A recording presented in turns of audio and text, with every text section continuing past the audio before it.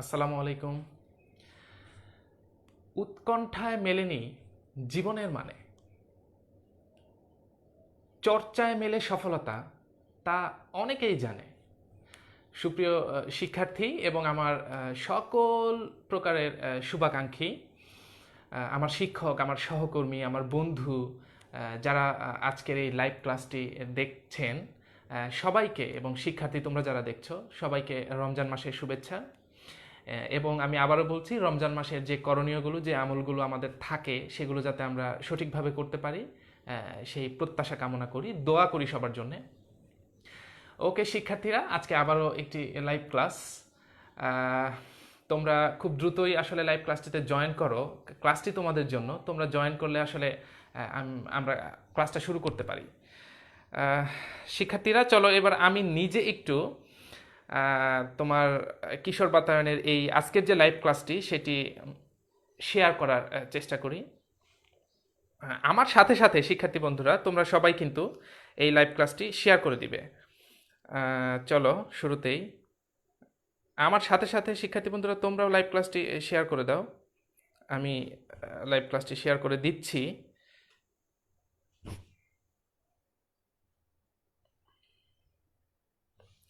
শিক্ষার্থী বন্ধুরা তোমরা নিশ্চয়ই ভালো সময় কাটাচ্ছ।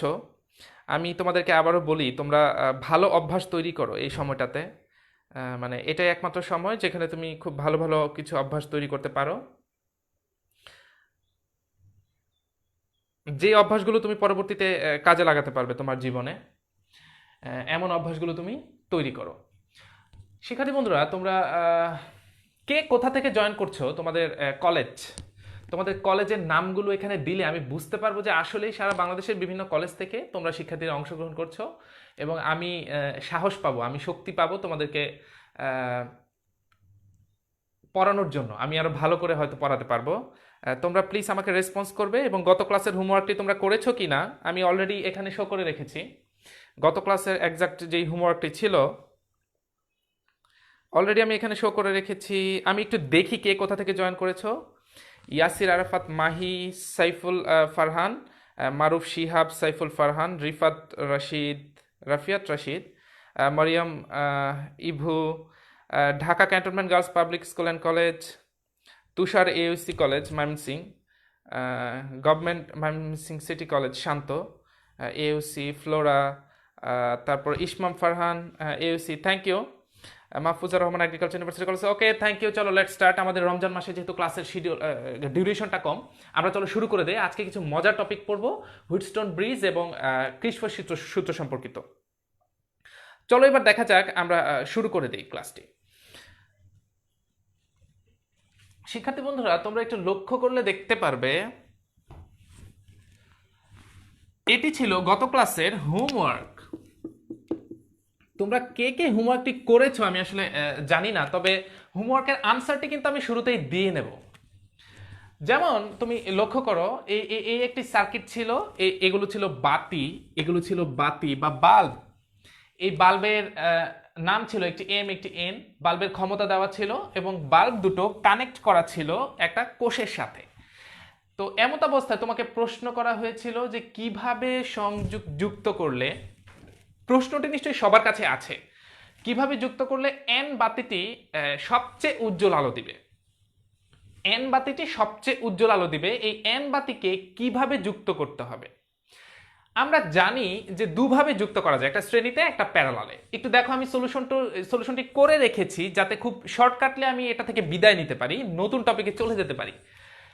দেখো এখানে লেখা আছে এন বাতিটি সমান্তরালে থাকলে, এন বাতিটিকে যদি আমরা সমান্তরালে রাখি, বা এই এন বাতিটিকে যদি আমরা শ্রেণীতে রাখি, এই দুইভাবে যদি রাখি, তবে সেক্ষেত্রে এন বাতির ক্ষমতা যদি আমরা বের করতে পারি, কারণ আমরা জানি যে যতটুকু ব্যয়িত ক্ষমতা তত বেশি উজ্জ্বল আলো দিবে।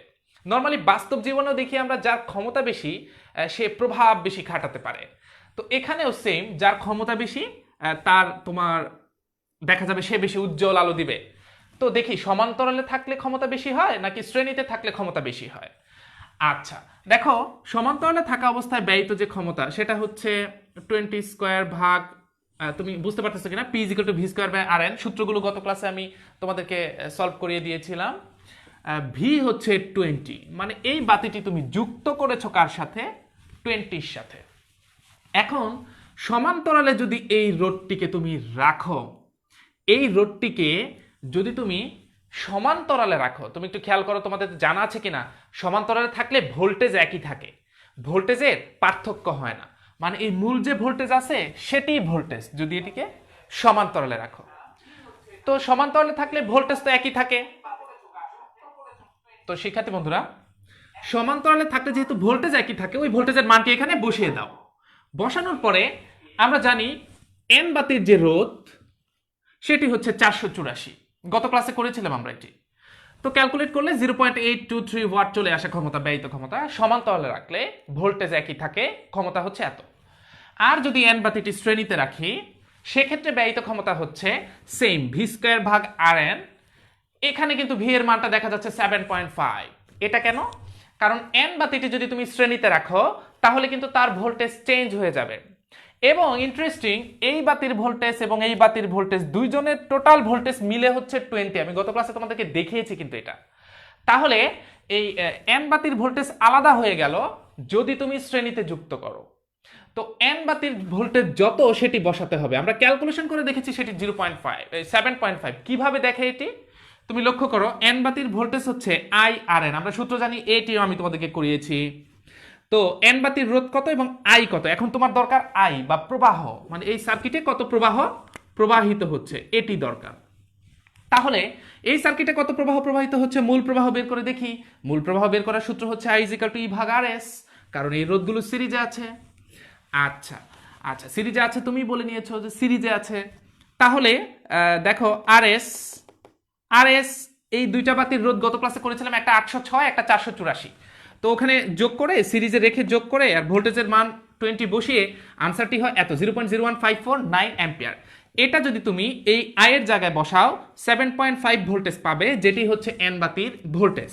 তো এই এন বাতির ভোল্টেজটি তুমি এখানে বসিয়ে এন বাতির যে ব্যয়িত ক্ষমতা সেটি বের করতে পারবে। এবং তোমরা লক্ষ্য করতেছো এন বাতির ক্ষমতা, এন বাতিটা শ্রেণীতে রাখলে তার ক্ষমতা হয় 0.116 ওয়াট। এন বাতিটি যদি সমান্তরালে রাখো তাহলে ক্ষমতা হচ্ছে 0.823 ওয়াট। তুমি বলো কিভাবে রাখলে এটি সর্বোচ্চ উজ্জ্বল আলো দিবে। গত ক্লাসে অনেকেই বলেছো প্যারালাল সিরিজ, তো মুখে আসলে আনসার শুনতে ভালো লাগে না। ফিজিক্স খুবই ক্যালকুলেটিভ, তুমি ক্যালকুলেশন করে সবসময় এটির উত্তর দিবে। আচ্ছা, তো সমান্তরালে রাখলে সেটি হচ্ছে 0.823 হবেই তো, কারণ এখানে ভোল্টেজ বেশি।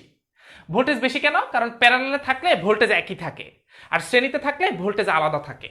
তো এই যে মেসেজগুলো থেকে আমরা প্রশ্নটি সলভ করলাম, অনেক কিছু জানতে পারলাম। প্রবাহ বের করলাম, ভোল্টেজ বের করলাম, ক্ষমতা বের করলাম। আচ্ছা, ইনফরমেশন শিখলাম, ভোল্টেজ একই থাকে প্যারালালে থাকলে, ভোল্টেজ আলাদা হয়ে যায় শ্রেণীতে থাকলে।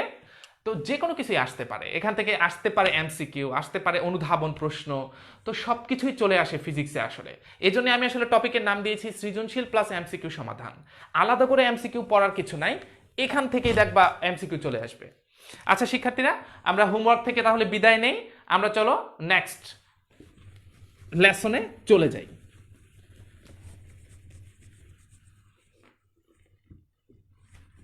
তোমরা আমার সাথে খাতা কলম নিয়ে বসে পড়ো। আজকেও মজার মজার কিছু তথ্য দিব। এবং শিক্ষার্থী বন্ধুরা, তোমরা ভিডিওটি কিশোর বাতানের পেজ থেকে যেই চমৎকার একটি লাইভ ক্লাস হচ্ছে, তোমরা এটি এক্ষুনি শেয়ার করে দাও। আমি কিন্তু শেয়ার করে দিয়েছি, আমার সাথে যারা কানেক্টেড তারা যাতে দেখতে পারে। তো তুমিও শেয়ার করে দাও যাতে দ্রুত সবাই এটি দেখতে পারে। এবং কোথা থেকে তোমরা জয়েন করেছো আমাকে জানাও। আমি একটু দেখে নেই শিক্ষার্থী বন্ধুরা। ইতিমধ্যে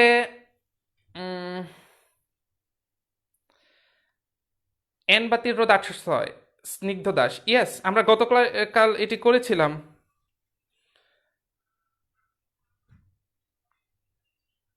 হ্যাঁ শিক্ষার্থী বন্ধুরা, তোমরা অনেকেই এসেছো লাইভ ক্লাসটিতে। চলো আমরা নেক্সট লেসনে চলে যাই। নেক্সট লেসনটি হচ্ছে, আমি মুখে বলবো না, তোমরাই বলবে আসলে আমি কোথায় যাচ্ছি। একটু দেখো শিক্ষার্থী বন্ধুরা, তোমার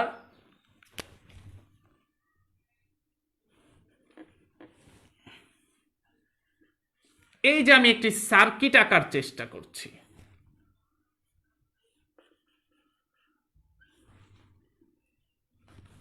তোমরা নিশ্চয়ই অনেকে দেখে হয়তো বা ভয় পেয়ে থাকবে, আবার অনেকে খুব খুশি হচ্ছ যে এটি তো হুইটস্টোন ব্রিজ।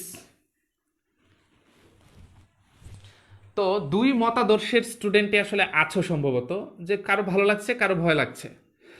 আচ্ছা, তোমাদের দুজনকে বলবো, যারা এটি সম্পর্কে জানো তারা আবার দেখবে, তোমাদের আরেকটু চর্চা হবে। আমি পড়ার শুরুতেই বলেছি চর্চায় মেলে সফলতা, তা অনেকেই জানে। আর যারা পারো না তারা দেখে নাও, যাতে এটি সুন্দর করে বুঝতে পারো। তো আমি এই যেটি এঁকেছি এটির নাম নাকি হুইটস্টোন ব্রিজ, তোমরা অনেকেই সেটি জানো। এটির নাম নাকি হুইটস্টোন ব্রিজ। তো এখন এই যে মাঝখানে এটা গ্যালভানোমিটার, এটা হচ্ছে একটা কোষ। তারপর শিক্ষার্থী বন্ধুরা এখানে ভ্যালুগুলোকে আমি দিয়ে দেই। যেমন মনে করো এটা হচ্ছে P is equal to 2 ohm, P Q 4 ohm, P Q R S. তোমরা জানো হুইটস্টোন ব্রিজে ধারাবাহিকভাবে 4টি রোধ থাকে। আর ইজ ইকাল টু হচ্ছে 3, এস ইজ ইকাল টু হচ্ছে 9 ওহম। তো শিক্ষার্থী বন্ধুরা P is equal to 2 ohm, P Q R S. তো হুইটস্টোন ব্রিজ কি এবং এটার বেসিকটা কি, আসলে এটা নিয়ে আজকের পর থেকে যাতে কোনো প্রবলেম না থাকে। এটি দেখতে একটি ব্রিজের মতন, তাই আসলে এটির নাম হুইটস্টোন ব্রিজ। আচ্ছা, তো এখন তোমার এখানে ধারাবাহিকভাবে 4টি রোধ থাকে, একটি হচ্ছে পি, একটি হচ্ছে কিউ, একটি হচ্ছে আর, একটি হচ্ছে এস। প্রথম বাহুর রোধ, দ্বিতীয় বাহুর রোধ, নট তৃতীয় বাহুর রোধ। তৃতীয় বাহুর রোধ হচ্ছে এটি, চতুর্থ বাহুর রোধ হচ্ছে এটি। First, second, third, fourth. First, second, third, fourth. এখন এখান থেকে এখানে বেসিকটা কি আসলে? এখানে বেসিকটা হচ্ছে হুইটস্টোন ব্রিজের ভারসাম্য নীতি। হুইটস্টোন ব্রিজের ভারসাম্য নীতি, হুইটস্টোন ব্রিজের সাম্যাবস্থা নীতি। এগুলা কি? হুইটস্টোন ব্রিজটা নাকি, আমি ধরো এখানে যদি একটি চাবি দিয়ে দেই, চাবি বা কি, তোমরা জানো বর্তনীতে চাবি থাকে। তো হুইটস্টোন ব্রিজের ভারসাম্য নীতি বা সাম্যাবস্থা নীতি, এগুলো আবার কি? হুইটস্টোন ব্রিজটি নাকি সাম্যাবস্থায় থাকবে তখনই যখন আইজি ইজ ইকাল টু 0 হবে। মানে এই গ্যালভানোমিটারের মধ্যে দিয়ে যে প্রবাহ সেটাকে বলে আইজি, মানে গ্যালভানোমিটারের কারেন্ট। এই গ্যালভানোমিটারের কারেন্ট যদি 0 হয়, এদিক দিয়ে যদি কোনো কারেন্ট প্রবেশ না করে, তাহলে বলা হয় হুইটস্টোন ব্রিজটি ব্যালেন্সড আছে, মানে সাম্যাবস্থায় আছে। তো তোমরা একটু দেখো হুইটস্টোন ব্রিজ হইতে আসলে কি কি লাগবে। ব্রিজ হইতে যে কোনো দুইটা রোধের সংযোগস্থলের মাঝে একটা কোষ এবং অপর দুইটা রোধের, এই যে অপর দুইটা রোধ, এদের সংযোগস্থলের মাঝে একটা গ্যালভানোমিটার থাকলেই চলবে। তো হুইটস্টোন ব্রিজটি কখন ভারসাম্য অবস্থায় থাকবে বা কখন সাম্য অবস্থায় থাকবে? যখন আইজি ইজ ইকাল টু 0 হবে, মানে গ্যালভানোমিটারের মধ্যে দিয়ে যখন কোনো কারেন্ট যাবে না, মানে আইজির মান 0 হবে। তো এই সাম্যাবস্থার নীতিটি কি, বা এটির কি কোনো লজিক আছে? হ্যাঁ, এটির লজিকটি হচ্ছে পি ভাগ কিউ সমান আর ভাগ এস। এটি হচ্ছে হুইটস্টোন ব্রিজের সাম্যাবস্থা নীতি। তো তোমরা হুইটস্টোন ব্রিজের ভারসাম্য নীতি বা সাম্যাবস্থা নীতি হচ্ছে এটি। অবশ্যই কিন্তু আইজি ইজ ইকাল টু 0 হলে এটি সম্ভব। তো একটু দেখো এই হুইটস্টোন ব্রিজটি কি সাম্যাবস্থায় আছে কিনা, আমাকে একটু দ্রুত তোমরা জানাতে পারো যে হুইটস্টোন ব্রিজটি কি সাম্যাবস্থায় আছে কিনা। একদমই ঠিক 30 সেকেন্ডসের মধ্যে তোমরা এটি শেষ করবে। এই হুইটস্টোন ব্রিজটি কি সাম্যাবস্থায় আছে কিনা। তুমি এক কাজ করতে পারো, পি এর মান বসিয়ে দেখতে পারো, কিউ এর মান বসিয়ে দেখতে পারো, আর এর মান বসিয়ে দেখতে পারো, এস এর মান বসিয়ে দেখতে পারো। দেখে আমাকে এখনই জানাও যে হুইটস্টোন ব্রিজটি কি সাম্যাবস্থায় আছে নাকি নেই। জয়ন্তী রয় খুব দ্রুত আনসার দিয়ে ফেলেছো যে আছে। হুইটস্টোন ব্রিজটি সাম্যাবস্থায় আছে তুমি বলছো। আচ্ছা ঠিক আছে, আমি দেখছি। হুইটস্টোন ব্রিজটি সাম্যাবস্থায় আছে, খুব সম্ভবত এটি সঠিক উত্তরটি হয়নি শিক্ষার্থী বন্ধুরা। আমি তবুও দেখছি। নো স্যার, ইসমাম না, মুহিত খান নেই, খুব চমৎকার, মরিয়ম ইভু আছে, মুম তাহনা, ইয়েস ইয়েস, অনেকে ইয়েস বলছো অনেকে না বলছো। লিয়া ঘোষ আছে, ঠিক আছে। হাসিব হোসেন নো। আচ্ছা ঠিক আছে, দেখছি শিক্ষার্থী বন্ধুরা এটি আসলে কি অবস্থায় আছে। এটি সাম্যাবস্থায় নেই, তুমি পি এর মান বসাও কত 2, তুমি কিউ এর মান বসাও 4, তুমি আর এর মান বসাও 3, তুমি এস এর মান বসাও 9। তাহলে একটু ক্যালকুলেট করে দেখো, এটার আনসার যা এটার আনসার তা না। তার মানে গ্যালভানোমিটারের মধ্যে দিয়ে কারেন্ট যায়, মানে আইজির একটা ভ্যালু আছে। তবে অবশ্যই চাবিটা বন্ধ থাকতে হবে, কারণ চাবি বন্ধ থাকলে কারেন্ট যাতায়াত করে, চাবি খুলে দিলে কিন্তু কারেন্ট আর যায় না, কারণ সংযোগী যে নাই। তাহলে তোমরা বুঝতে পারতেছো যে হুইস্টন ব্রিজটি যদি চাবি বন্ধ করে দেই, তাহলে হুইস্টন ব্রিজের মধ্যে আইজির ভ্যালু আছে, এদিক দিয়ে কারেন্ট যাবে, এটি সাম্যাবস্থায় নাই। তাহলে আমরা একটা কাজ করতে পারি। কোথায় সমস্যা, কয় নাম্বার রোধে সমস্যা শিক্ষার্থী বন্ধুরা?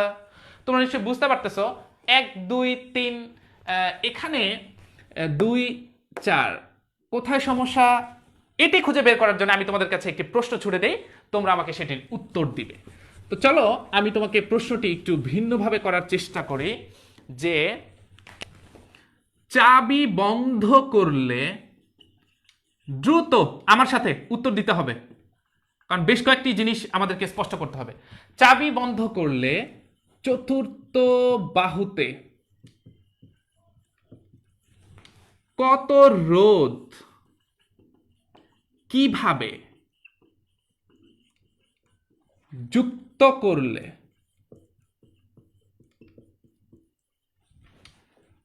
গ্যালভানোমিটারের মধ্যে দিয়ে কোনো তড়িৎ প্রবাহিত হবে না। তোমরা প্রশ্নটি একটু দ্রুত বুঝে নাও, আমি মুছে ফেলবো, এটির সলিউশনটি দিব। তো একটু দেখতেছো, চাবি বন্ধ করলে চতুর্থ বাহুতে কত রোধ কিভাবে যুক্ত করলে, চতুর্থ বাহুতে কত রোধ যুক্ত করতে হবে। আমরা জানি রোধ যুক্ত করা যায় দুই ভাবে, হয় শ্রেণীতে না হয় প্যারালালে। চতুর্থ বাহুতে কত রোধ কিভাবে যুক্ত করলে গ্যালভানোমিটারের মধ্যে দিয়ে কোনো তড়িৎ প্রবাহিত হবে না। এখানে কত রোধ যুক্ত করলে গ্যালভানোমিটারের মধ্যে দিয়ে তড়িৎ প্রবাহিত হবে না, দ্যাট মিন্স ব্রিজটা সাম্যাবস্থায় থাকবে। কিছুক্ষণ আগে বলেছি এই আইজির মান 0 হওয়া মানে ব্রিজটা ব্যালেন্সড, আইজির মান কিছু হওয়া মানে ব্রিজটা ইমব্যালেন্সড। আচ্ছা, তাইলে গ্যালভানোমিটার দিয়ে কোনো তড়িৎ প্রবাহিত হবে না, এই জায়গায় এই শব্দটি থাকতে পারতো যে বৃষ্টি সাম্যাবস্থায় থাকবে। আচ্ছা, তোমরা নিশ্চয়ই প্রশ্নটি বুঝতে পেরেছো যে চতুর্থ বাহুতে কত রোধ কিভাবে যুক্ত করলে, চাবি বন্ধ অবস্থায় অবশ্যই, তাহলে কারেন্ট এখানে ফ্লো হবে। আচ্ছা, প্রশ্নটি নিশ্চয়ই তোমরা ধরতে পেরেছো বা বুঝতে পেরেছো, আমি মুছে ফেললাম। তাহলে এখন এটির সলিউশনটি দেওয়া যাক। তাহলে চতুর্থ বাহুতে সমস্যা, তাহলে আমরা একটু লিখে নেই কোথায়। যেমন আমাদের হাতে দেওয়া আছে P = 2 ওহম, Q = 4 ওহম, তারপর R = 3 ওহম, S = 9 ওহম। ওরা বলেছে চতুর্থ বাহুতে রোধ যুক্ত করো, যেই বাহুতে বলবে তুমি বুঝে নেবা ওই বাহুতে এই সমস্যা আছে। তার মানে চতুর্থ বাহু কিন্তু আসলে এস না, এস থাকা মানে তো সাম্যাবস্থায় থাকা। চতুর্থ বাহুর অন্য একটা নাম দেই, সেটা নাম দেই S1। তো এবার চলো, চতুর্থ বাহুতে সমস্যা, আমরা কিন্তু যে কোনো 3টা বাহুর মান যদি জানি, তাহলে আরেকটা বাহুর মান কত হলে ব্রিজটা সাম্যাবস্থায় সেটি জেনে নিতে পারবো। আচ্ছা, তো আমরা এখন একটু বুঝে নেই যে ব্রিজের সাম্যাবস্থার ক্ষেত্রে, মানে ব্রিজটা যখন সাম্যাবস্থায় থাকে তখন এখানে কত রোধ থাকতো। তো চলো একটু দেখে নেই। আমরা সূত্র জানি P/Q = R/S। এখান থেকে আমরা এসটা বের করতে পারবো যে এসটা আসলে কত, এখানে তো ওরা দিয়েছে 9। তো এখানে ক্যালকুলেশন করে দেখবা তুমি, এসটা হচ্ছে খুব সম্ভবত 6 ওহম। তোমরা নিশ্চয়ই আমার সাথে করে ফেলছো 6 ওহম। তার মানে 9 এর জায়গায় 6 থাকলে ব্রিজটা সাম্যাবস্থায় থাকতো। This is not question.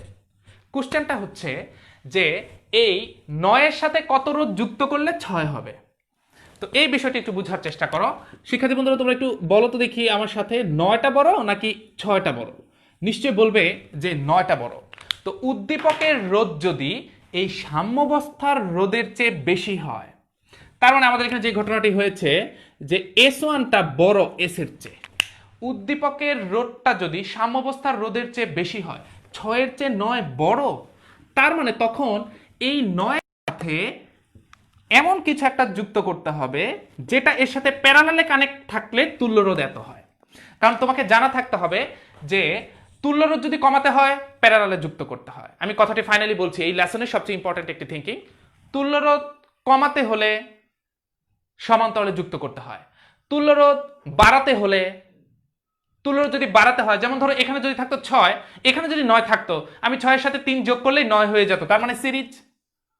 তুল্যরোধ বাড়াতে হলে শ্রেণীতে যুক্ত করতে হয়, তুল্যরোধ কমাতে হলে সমান্তরালে যুক্ত করতে হয়। এই যে দিস ইজ কল এমসিকিউ। তার মানে প্রত্যেকটা লেসনের মধ্যে এমসিকিউ আছে। আচ্ছা, তাহলে এখন আমাদের প্রশ্ন কিন্তু এটা, আমাদের প্রশ্ন এর সাথে কত যুক্ত করতে হবে। আমরা এর সাথে কত যুক্ত করতে হবে, ধরে নেই S2 মানের রোধ যুক্ত করতে হবে।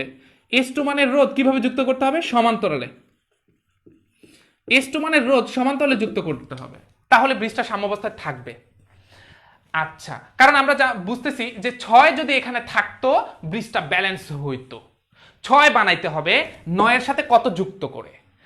আচ্ছা, 9-এর সাথে এমন একটি রোধ যুক্ত করবো যেটি প্যারালালে, কারণ তুল্য রোধ কমাইতে হইলে প্যারালালে যুক্ত করতে হয়। তোমরা নিশ্চয়ই বুঝতে পারছো আমার কথা। তাইলে S2 মানের রোধ সমান্তরালে যদি থাকে, S2 মানের রোধ সমান্তরালে থাকলে, আমি একটু আনসারটা করার আগে তোমাদের কাছে দেখে নিব যে তোমরা কি কি করছো আসলে বিষয়টি। সমান্তরালে 18 ওহম যুক্ত করতে হবে। শান্ত, ভেরি নাইস স্যার। ঝাপসা কেন? মাঝে মাঝে জুম আউট জুম ইন করে, এটা এমনিতে। 180 ওহম প্যারালাল মোহাম্মদ ইউনুস হয়নি, দেখতে সমস্যা হচ্ছে স্যার। এটা মাঝে মাঝে জুম ইন জুম আউট করে, দেখবা কিছুক্ষণের মধ্যে ঠিক হয়ে গেছে। এটা কিছুক্ষণের মধ্যে দেখবা ঠিক হয়ে গেছে, এটা নর্মালি এরকম করে মাঝে মাঝে। আচ্ছা ঠিক আছে শিক্ষার্থীরা, আমি একটু দেখে নেই তাহলে। S2 মানের রোধ সমান্তরালে যুক্ত করতে হবে S1 এর সাথে। তাহলে চলো S1 এর সাথে S2 মানের রোধ সমান্তরালে যুক্ত করবা। এই S1 এর সাথে S2 মানের রোধ সমান্তরালে যুক্ত করবা, করলে পরে তুল্য রোধটা হবে এত। যদি শ্রেণী হইতো লিখতাম S = S1 + S2। শ্রেণী কখন হইতো? যদি এখানে রোধ ছোট থাকতো। তার মানে উদ্দীপকের রোধ যদি সাম্যাবস্থার রোধের চেয়ে ছোট থাকে তাহলে শ্রেণীতে যুক্ত করতে হবে। উদ্দীপকের রোধ যদি সাম্যাবস্থার রোধের চেয়ে বেশি থাকে তাহলে সমান্তরালে যুক্ত করতে হবে। এখান থেকে তুমি কিন্তু অলরেডি বুঝতেই পারতেছো, তুমি এখানে S1 জানো 9, S জানো 6, তোমার দরকার S2। কত মানের রোধ কিভাবে যুক্ত করতে হবে আমি অলরেডি ডিসাইড করে ফেলেছি সমান্তরালে, কিন্তু কত মানের রোধ? S2 মানের রোধ। তো S2 এর ভ্যালুটা এখানে পাবো আমরা, S2 এর ভ্যালুটা পাবো 18 ওহম। তো that is the answer. 18 ohm রোধ সমান্তরালে যুক্ত করতে হবে। তো এখন তোমরা নিশ্চয়ই বুঝতে পেরেছো।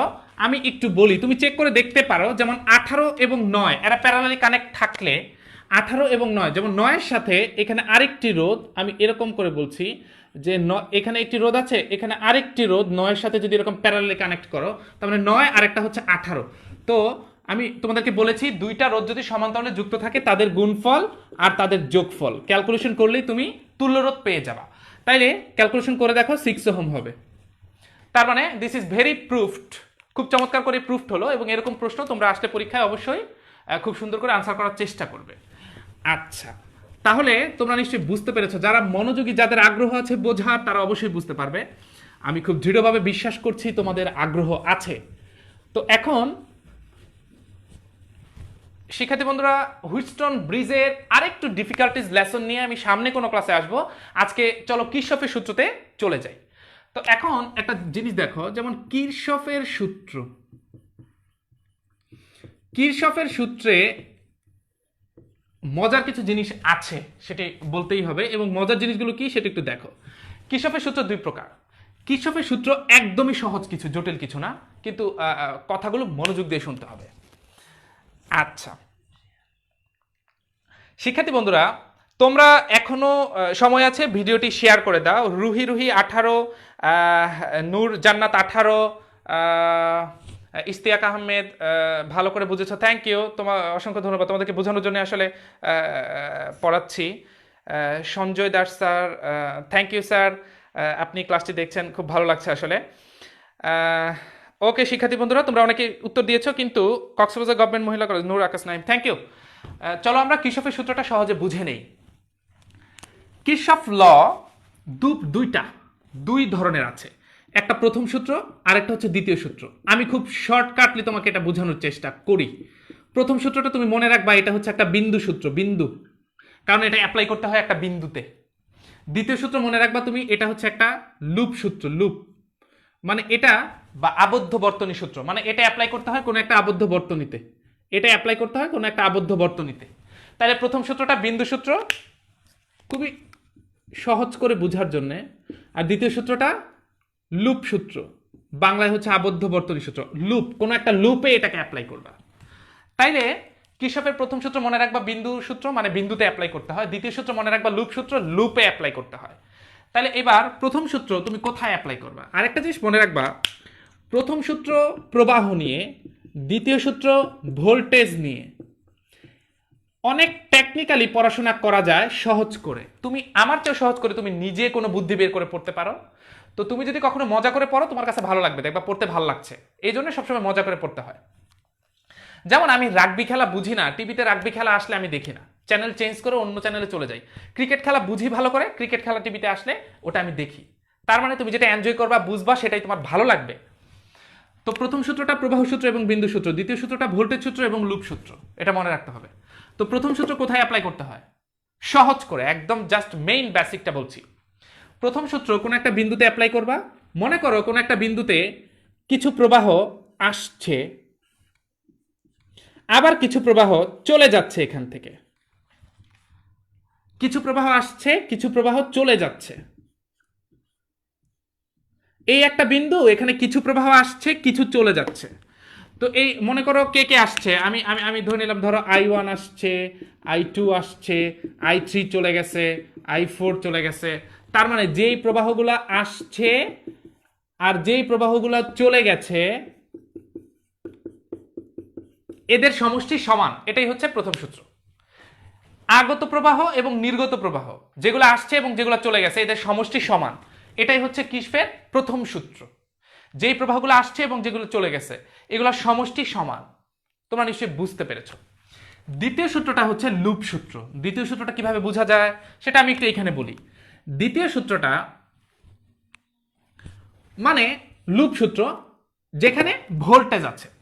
তোমরা ইতিমধ্যে জানো কিনা ভোল্টেজ কয় রকমের হয় একটা বর্তনীতে? আমার কাছে মনে হয়, যেমন ধরো আমি একটা বর্তনী যদি আঁকি, এখানে একটা বর্তনী যদি আঁকি, আমি কিন্তু খুব মজার একটা কির্চফের সূত্রের তোমাদেরকে হোমওয়ার্ক দেবো, তোমরা নিশ্চয়ই এটি করার চেষ্টা করবে। মনে করো এটা একটা ছোট্ট বর্তনী, এটার নাম হচ্ছে ই, এটার নাম হচ্ছে R1, এটার নাম হচ্ছে R2। আচ্ছা, আমরা ঠিক যেই মুহূর্তে পড়াটার মধ্যে খুব গভীরভাবে প্রবেশ করবো, আমাদের তখনই শেষ করতে হবে। সময় কম তো শিক্ষার্থী, এই জন্য আমি তোমাদের খুব বেশি কমেন্টস পড়তে পাচ্ছি না, আর একটু দ্রুতই পড়ানোর চেষ্টা করছি। আচ্ছা, তাহলে R1 R2, এখন এখানে কি কি ভোল্টেজ হতে পারে? আমরা জানি এখান থেকে আই বের হয়, একটা ভোল্টেজ। এই আই যদি R1 এর মধ্যে দিয়ে যায়, এরা এরা এরা একসাথে হয়ে, আই এবং R1 একসাথে হয়ে সেটা একটা ভোল্টেজ হয়ে যাবে। এই আই যখন R2 এর মধ্যে দিয়ে যাবে, সেটা একটা ভোল্টেজ হয়ে যাবে। তাহলে এই যে মনে করো আমি সবগুলো ভোল্টেজ লিখলাম, সকল ভোল্টেজের বীজগাণিতিক সমষ্টি 0। অর্থাৎ মনে করো এটা এক রকমের ভোল্টেজ, আই এবং আর গুণ করা, এটা আরেক রকমের ভোল্টেজ। এটাকে পজিটিভ ধরলে এটাকে মাইনাস ধরবা। তো সকল ভোল্টেজের বীজগাণিতিক সমষ্টি 0, এটাই হচ্ছে দ্বিতীয় সূত্র। তো প্রথম সূত্র হচ্ছে কোন একটা বিন্দুতে কিছু প্রবাহ আসবে, কিছু প্রবাহ চলে যাবে, এগুলোর সমষ্টি সমান। দ্বিতীয় সূত্র হচ্ছে সকল ভোল্টেজের বীজগাণিতিক সমষ্টি 0। আবার এখানেও বলা যায় সকল প্রবাহের বীজগাণিতিক সমষ্টি 0, যেগুলো আসছে ওগুলোকে প্লাস ধরলে, যেগুলো চলে গেছে ওগুলো মাইনাস। তারপরের লাইনটা কিন্তু এরকমই হবে, মাইনাস ওয়ালাগুলোকে ওপাশে নিয়ে গেলে এরকমই হবে দেখতে। কির্চফের প্রথম সূত্র বুঝে ফেলেছো, দ্বিতীয় সূত্র বুঝে ফেলেছো। আচ্ছা, এর চেয়ে বেশি কিছু এখানে নাই। এখন আমি খুব চমৎকার একটা সার্কিট দেওয়ার চেষ্টা করছি, তোমরা একটু দেখো, দেখে কিন্তু অবাক হবে না। আচ্ছা, যেমন যেমন একটু খেয়াল করো, আমি একটু দেখি আমার সাথে কেউ আছো কিনা তোমরা। জাকিয়া সুলতানা, 2 রকম ভোল্টেজ হয়, 2 অনেকে উত্তর দিয়ে ফেলো সাথে সাথে, এটা তো খুবই ভালো আসলে, খুবই চমৎকার। রাশিদ, মোহাম্মদ সেলিম পারভেজ স্যার, অসংখ্য ধন্যবাদ, আপনি ক্লাসটি দেখছেন,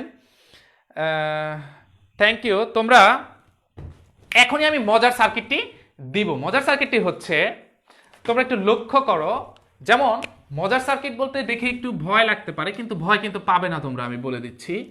যেমন এটি হচ্ছে, এখানে ধরো 2টি রোধ আছে, 1টি 2টি। আচ্ছা, তারপর এক্সাক্ট আমি সোজা চলে যাই, তারপর এখানে একটি রোধ দিয়ে এখানে একটি ভোল্টেজ দেই,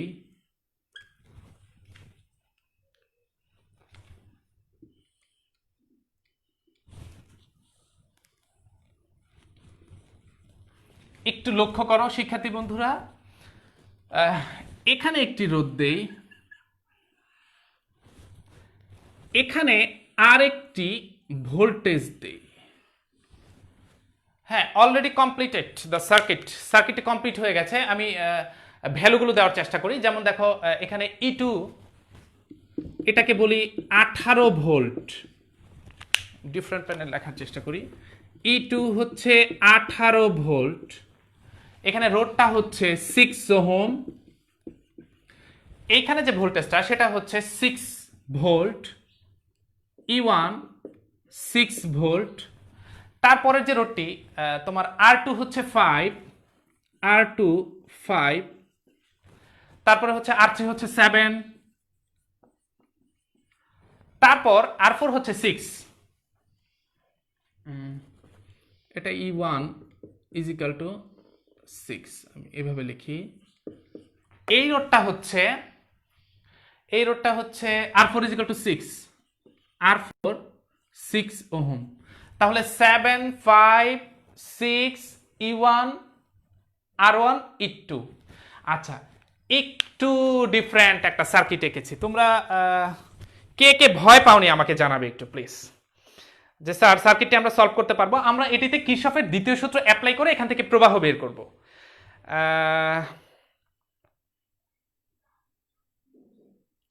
রাফিয়াদ রাশিদ, স্যার আমার কমেন্ট পড়ে না। এই তো পড়লাম তোমার কমেন্ট। আমি যে প্রশ্নগুলো করি সেগুলোর উত্তর দেওয়ার চেষ্টা করবে, আমি পড়বো।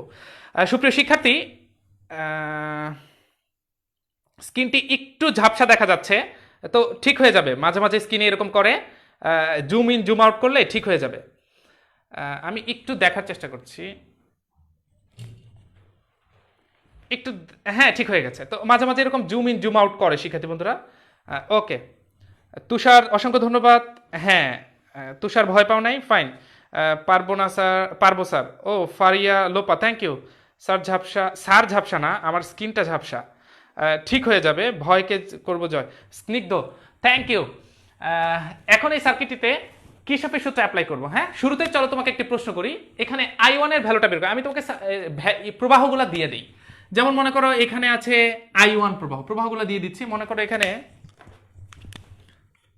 I1 প্রবাহ আছে, তারপর এখানে আছে I। তোমরা এখনো শিক্ষার্থীরা দ্রুত কিশোর বাতনের পেজ থেকে ক্লাসটি শেয়ার করে দাও, যাতে অনেক স্টুডেন্টরা এটি দেখতে পারে, তোমাদের মতো এই সার্কিটটি সহজ করে নিতে পারে। এখানে এটি হচ্ছে I2, আরেকটি প্রবাহ বাকি আছে, সেটি হচ্ছে I3। ভেতরে লেখার চেষ্টা করি, I3।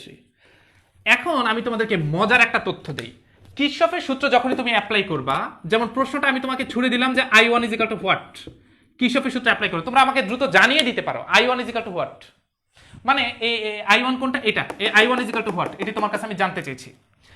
আমি এখন কিছু মজার মজার তথ্য বলি। কিরশফের সূত্র যদি কখনো অ্যাপ্লাই করতে চাও, শুরুতেই তুমি একটা সার্কিটে কতগুলো শাখা আছে এটি একটু বের করার চেষ্টা করবা। একটা সার্কিটে কতগুলো শাখা আছে সেটি বের করার চেষ্টা করবা। কিরশফের সূত্র যদি তুমি অ্যাপ্লাই করতে চাও, শুরুতেই কিন্তু একটা সার্কিটে কতগুলো শাখা, যেমন সারা বাংলাদেশের জন্য কিন্তু একটা ব্যাংক না, সারা বাংলাদেশের জন্য একজন ব্যাংকের ম্যানেজার না, অনেকগুলো ব্যাংক এবং অনেকগুলো ব্যাংকের ম্যানেজার এরকম স্ক্যাটার্ড করে দেওয়া হয়েছে, এই জন্য যাতে সবাই বিভিন্ন জায়গা থেকে সুবিধা নিতে পারে। তো এরকম সার্কিটেও কিন্তু শাখা আছে, ভাগ করা আছে। যেমন সার্কিটের শাখাগুলো কেমন আমি একটু একবার বলছি, সবাই লক্ষ্য করো। যেমন মনে করো যতটুকু যে পথগুলোর মধ্যে এলিমেন্টস থাকবে বা কোনো উপাদান থাকবে, বর্তনীর উপাদান বলতে আমি চাবি বুঝাচ্ছি, ভোল্টেজ সোর্স বুঝাচ্ছি, রোধ বুঝাচ্ছি, এগুলাই হচ্ছে বর্তনীর উপাদান। যতটুকু জায়গার মধ্যে এলিমেন্টস থাকবে, ওই জায়গাটুকু যতটুকু একা একা থাকবে ওটা একটা শাখা। যেমন প্রথমে কি তোমাকে জানতে হবে, যদি যে কোনো কিরশফের সূত্র সম্পর্কিত সার্কিট তুমি সহজ করতে চাও, তাহলে তোমাকে শাখাটা ফার্স্ট চিনতে হবে, এটা চিনতেই হবে। আচ্ছা, অনেকে চেষ্টা করছো I1টা, তুমি দ্রুত আমাকে জানাও, আমি কমেন্টস পড়ছি, তার আগে শাখাটা বুঝিয়ে নেই। যেমন মনে করো এখানে আমার কাছে মনে হচ্ছে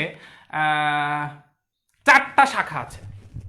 কিভাবে একটু দেখো, যেমন এখানে কোনো এলিমেন্টস নাই, এটা শাখা না। তারপর এখানে কোনো এলিমেন্টস নাই, এটা শাখা না। তুমি বলতে পারো স্যার এখানেও কোনো এলিমেন্টস নাই, এটা শাখা না। না, তা হবে না। কেন? কারণ আমি বলেছি এলিমেন্টস কিন্তু এই পথের মধ্যে কোথাও না কোথাও আছে।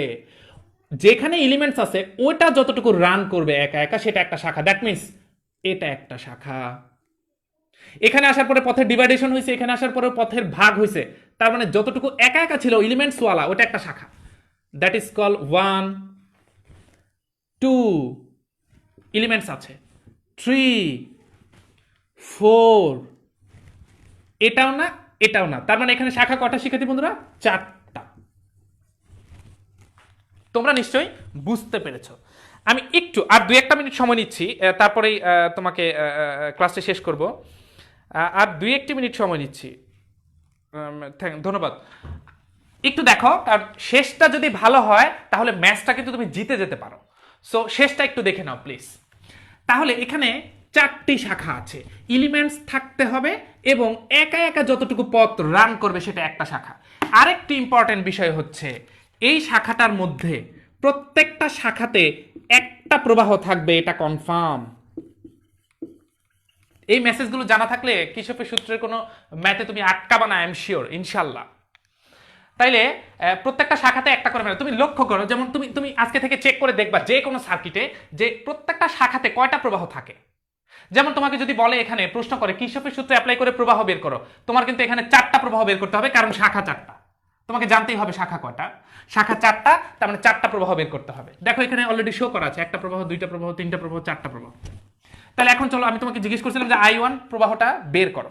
এখন প্রবাহ বের করার আগে তোমাকে এটাকে আগে একটা নাম দিতে হবে, একটা জিনিসের তো নাম দিতে হয়, এ বি সি ডি, তোমার ই এফ জি এইচ, আমি পুরোটার নাম দিলাম। এখন তুমি বের করতে চাও I1।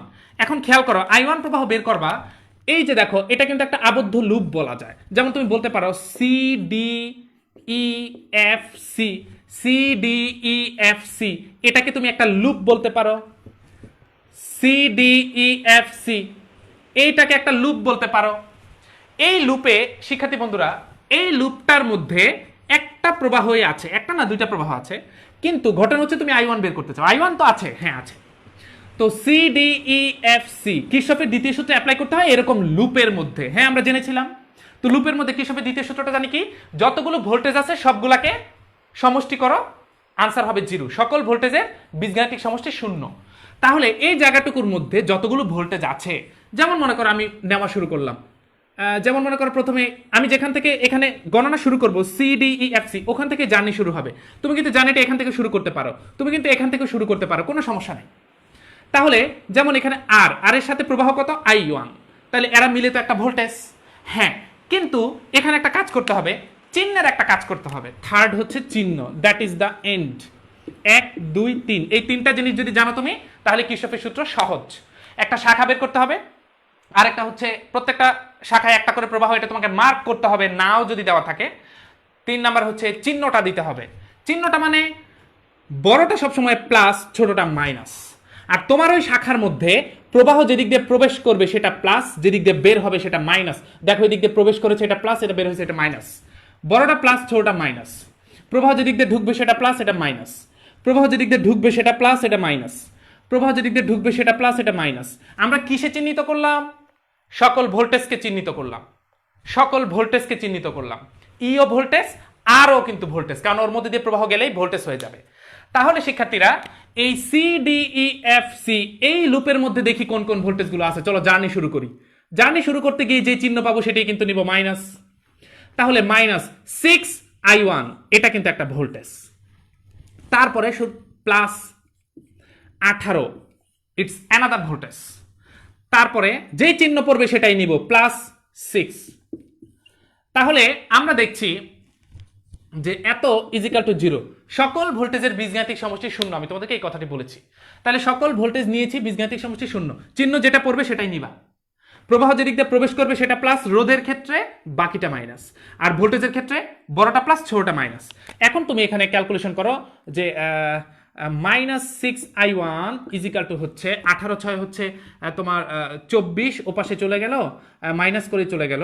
তাহলে I1 ইজিক্যাল টু আমরা বলতে পারি মাইনাস মাইনাস কেটে গেছে, 24/6, তার মানে 4 বলতে পারো, 4 6 24, তার মানে 4 অ্যাম্পিয়ার।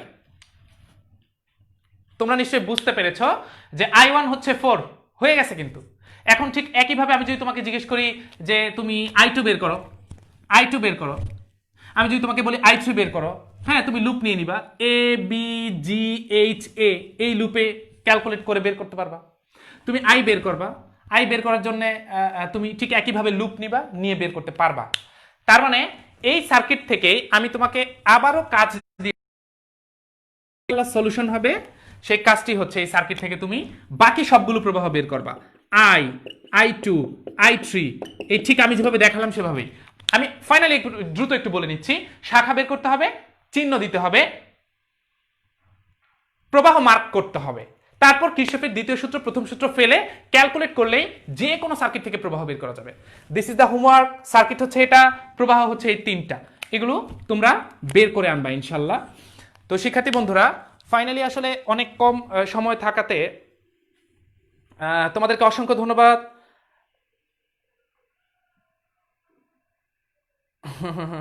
মাহির, তোমাকে অসংখ্য ধন্যবাদ, তোমার চয়েসের সাবজেক্ট ফিজিক্স। সময় অনেক বেশি হয়ে গেছে, তোমরা অনেকেই ক্লাস করেছো আমার সাথে, তোমাদেরকে অসংখ্য ধন্যবাদ। আরও সামনের ক্লাসে ইনশাল্লাহ হুইটস্টোন ব্রিজ আর কিরশফের সূত্র যেহেতু আমরা বুঝে ফেলেছি, এখন জটিল কিছু নিয়ে আমরা আলোচনা করতে পারবো। তোমরা অনেক ভালো থাকো, এই হোমওয়ার্কটি নিশ্চয়ই করবে। সামনের ক্লাসেও চেষ্টা করবো এই সার্কিটটি এঁকে রেখে হোমওয়ার্কটি শুরুতেই শো করার জন্য। তোমরা অনেক ভালো থাকবে, তোমাদেরকে অসংখ্য ধন্যবাদ, বেস্ট অফ লাক।